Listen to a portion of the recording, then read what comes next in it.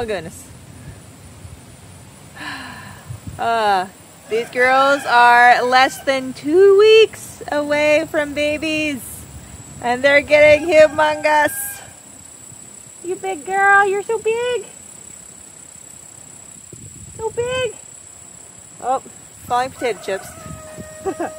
They love when the leaves start to dry out and fall to the ground. They think it's like the best snack ever. Anyways, with only less than 2 weeks to go before these girls start kidding, I need to go get my kidding kit together so that when due day comes, we will be ready. So let's go do that now.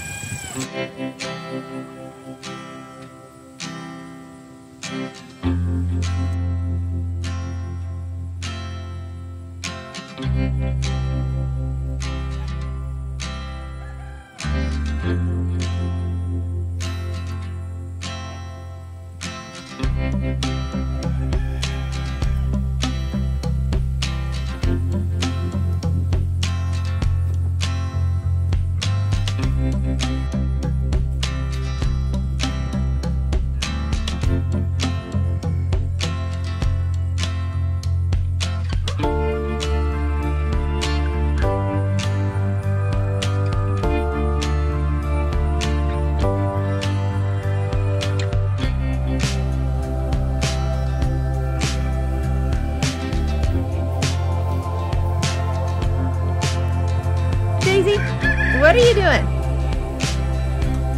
Why are you on top of that straw bale? Oh my goodness gracious. You're too big for doing that.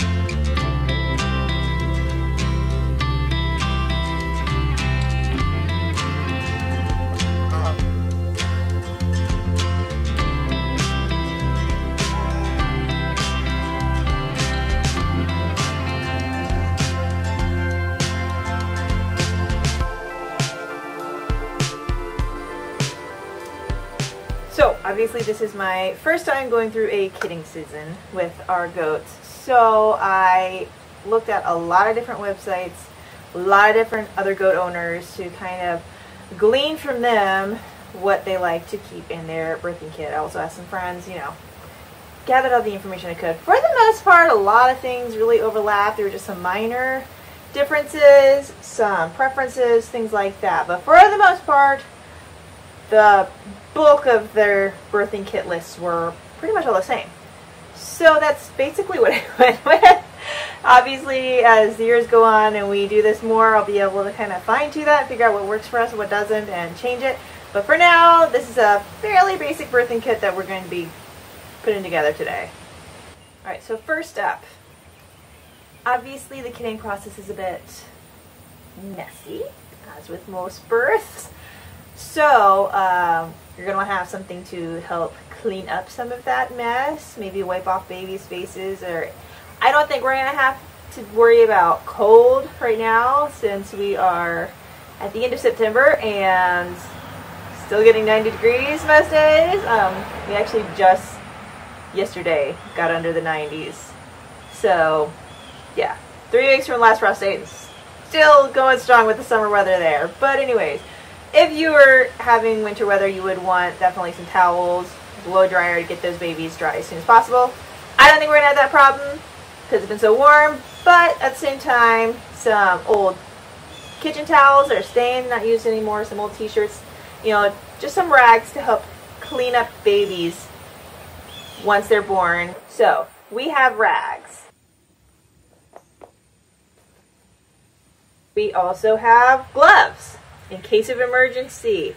Ideally, goat will take care of it all on her own, won't need any assistance, but if she does, and along with that, some lubricant. This is just some medical grade lubrication, just so if I do need to go in, to make it as easy as possible on the dough.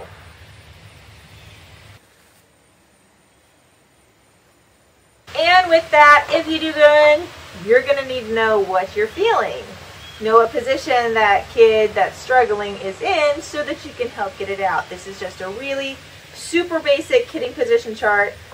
I just got it off of, I don't even remember what website, I just Googled it, and they have all sorts of, you know, beautiful, lovely ones that you can print out.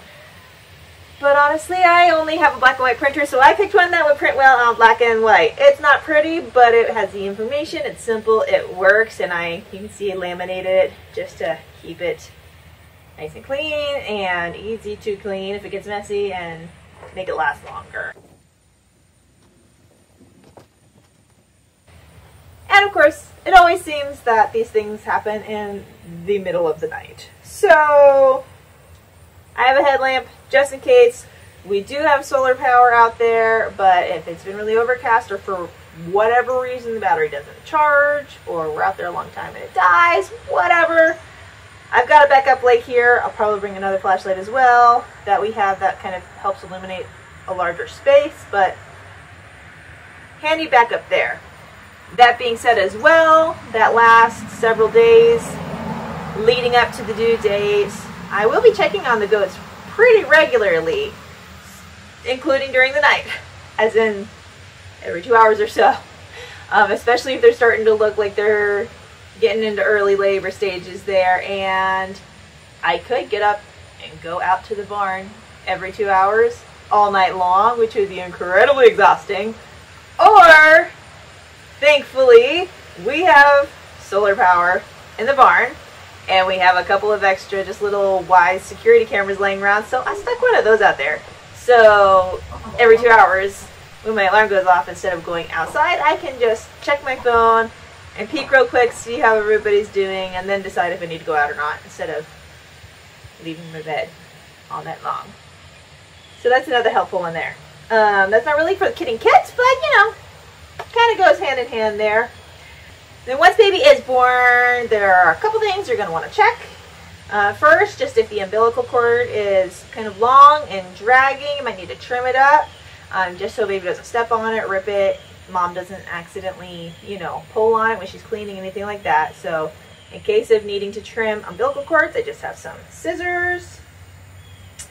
Also, this is the one where people vary a little bit. A lot of people use an iodine dip on that umbilical cord after the baby's born, just to make sure that no bacteria gets in there and causes issues for the baby. You've been here around here long enough, you know I try to avoid, you know, the pharmaceuticals and things like that. And plus, iodine is just, it kills everything, good, bad, and ugly. It can cause skin irritations, and you're putting it on a brand new baby skin, so I'd rather not. So alternatively, I have, this is an herbal spray that acts as antibacterial and everything, so this will do the trick without the side effects. So that's what I'm choosing to go with. So this is the Gardening spray from Land of Halbala Herbals. I've mentioned them before. Use a lot of their herbs for the goats. So I'm going to be using that instead to spray on the umbilical cords. And of course, if for whatever reason baby is struggling to get gunk out, so we have handy-dandy bulb syringe, just for helping to clear airways. Again, most of these things are more of a just in case, but it's better to have them and not need them than to need them and not have them.